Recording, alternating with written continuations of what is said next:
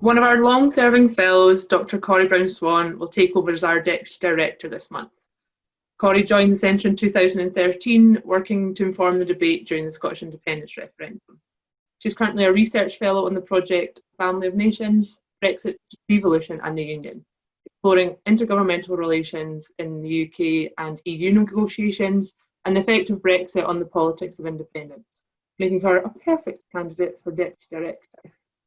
I'm here to ask Coree about her career at the Centre and what we can expect from our new Deputy Director. So, hi Coree. Hi there.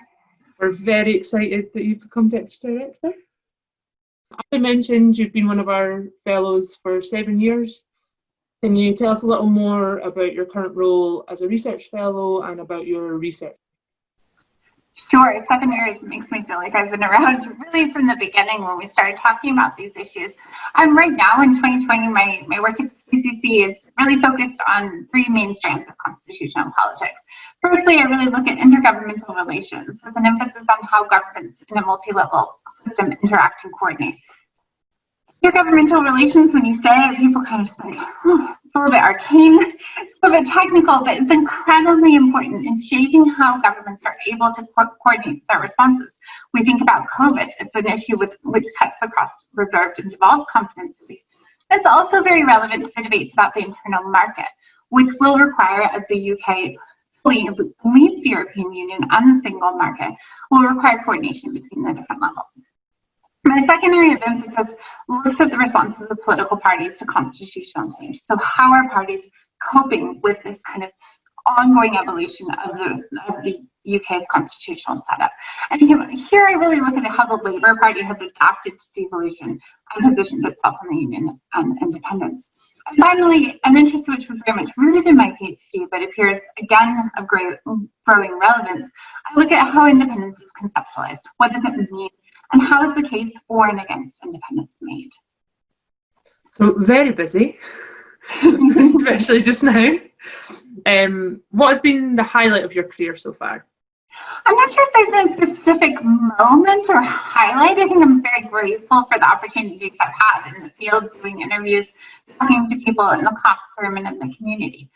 I guess probably the most meaningful event for me kind of personally was a bit serendipitous. Ahead of the 2014 referendum, a council education officer had gotten in touch with what was then the Future of the UK Scotland project, requesting some material for her work. She worked with a group of young people in a local community centre who weren't in work or in education. And then a bit by happenstance, the event was in my local neighbourhood. It was in the community centre up the road from me.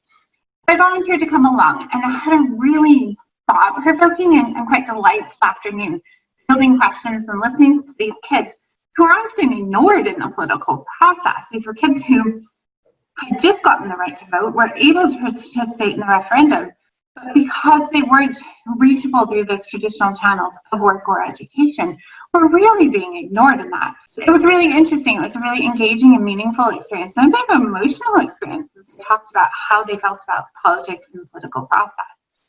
I think I try to keep this in mind, the need for us as academics to get out there and connect with the public, not just the policymakers and media or kind of the usual suspects, the people who always come to our events, who always engage with us or feel comfortable engaging with us.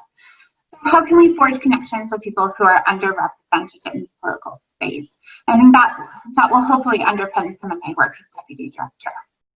And I guess a lot has changed politically and in higher education since then.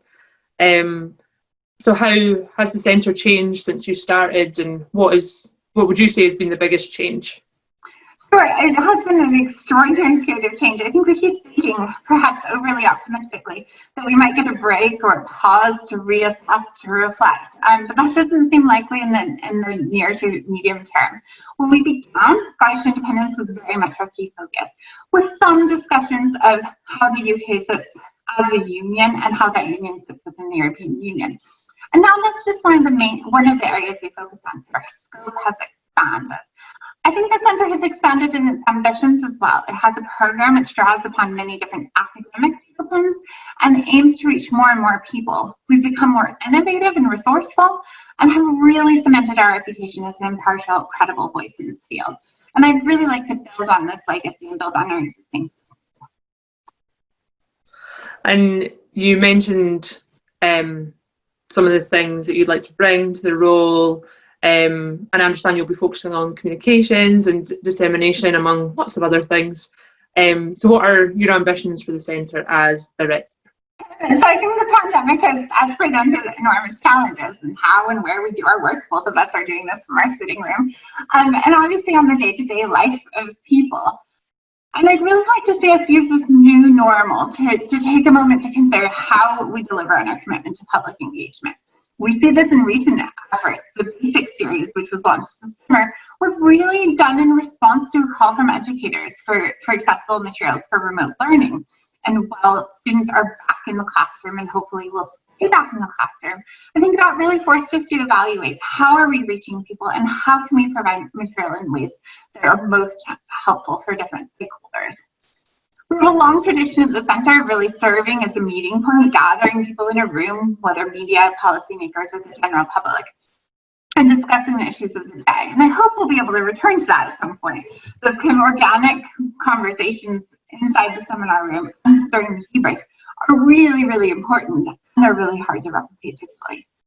But I think the current climate has allowed us to see just how much work can be done remotely, and really how this kind of forced shift has allowed us to reach new audiences, connecting with people who might be excluded from these discussions, either due to their location, they're not based in Edinburgh or based near one of our centres or in the major cities where our events are typically held, due to accessibility challenges, the ability of taking time from your workday or from your family life to attend an event, or even just a sense of nervousness or unease about entering a university setting. How can we make our programming more accessible to those people?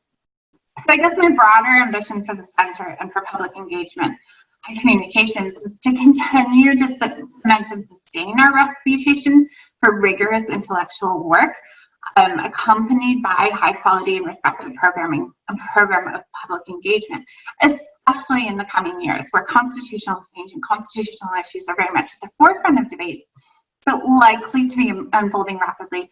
It's likely to be unfolding in quite a contentious fashion. People are looking for a respite or looking for voices on the debate who aren't going to shout at them from one side or the other. I think I'd like to also reach broader audiences, developing new channels and mediums for the distribution of our research findings, including the podcast, which will launch soon, primers, basics for different audiences, and other written and digital material. I also think we need to think critically about representation, inclusivity, and accessibility, both in the types of people we include in the academics and speakers whose voices we showcase, but also in the types of activities we organize. How can we make sure that we're not only reaching people, but providing the information they need in the format they need it? How can we make sure that our work is representative of society and engages with society more broadly? That's kind of the things I would like to focus on during my tenure. We're all looking forward to seeing those things come to fruition. We're likely to see further constitutional change in the near future with Brexit and the current pandemic. What can we expect to see next from the centre among this turbulence? I expect the centre, if you pardon the kind of cliched or the phrase, the centre will continue to be at the centre of these debates. Our academic team remains busy. They'll be working to share our insights and events, communications, and with the media, and we're always happy to engage more broadly. Nothing's more exciting than when you, as our comms director, sends me an email saying this group wants someone to come and talk to them. Getting out of our bubble, perhaps, and engaging more broadly with the community in which we operate, in which we exist, I think it's really important. We have a strong reputation for intellectual rigor and impartiality, and focus on making space for the broader public in these conversations. I think this role will be increasingly important, providing a really nuanced analysis at a time when constitutional issues are very salient, but also very contentious. In terms of practical aspects, or kind of things that we're looking to do, we'll expand our basic series of accessible primers on key questions around devolution, independence, and Brexit. And what we found was that when we put this out there, we had students in mind. We had secondary students in mind in writing them.